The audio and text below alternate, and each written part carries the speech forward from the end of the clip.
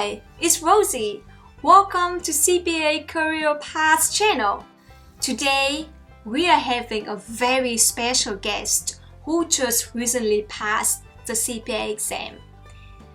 He's going to share with us his CPA exam experience as well as his tips and advice how he passed the exam. Let's go! My name is Isiah Bowie, and I'm from Kansas City. I just recently graduated from the University of Kansas, and I just recently passed the CPA exam. So I'm working at EY, one of the big four, and I'm doing tax accounting.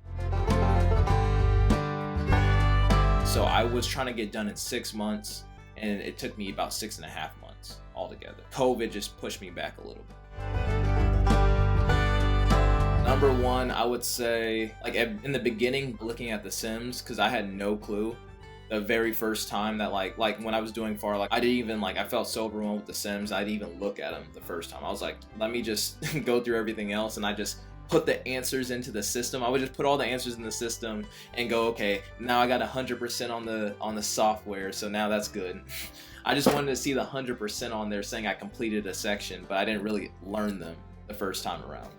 I didn't start doing that till I started reviewing. Number two, I would say second guess yourself for sure. That's definitely if you put the time in, you've been studying for a month or two, you gotta trust yourself, and then you also gotta trust that you put the work in. And at the end of the day, you always know if you did or not.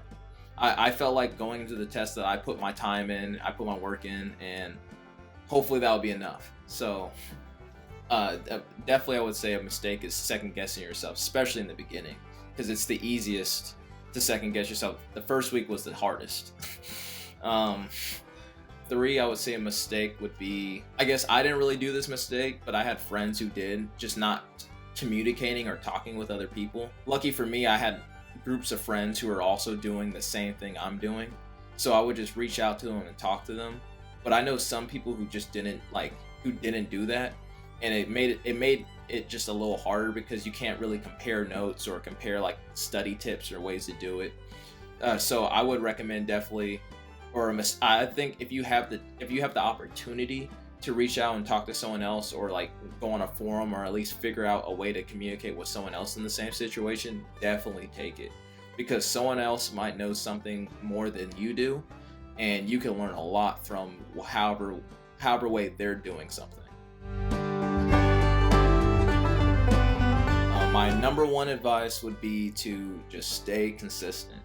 You just have to stay consistent for anything. Everything's a process. I've been learning that past couple of years. Everything's just a process. You just have to go through it. You gotta stay consistent, and results will show. So for the most part. So I definitely would say that's my number one advice. If you don't feel like doing it one day, take a day off. You gotta refresh your mind.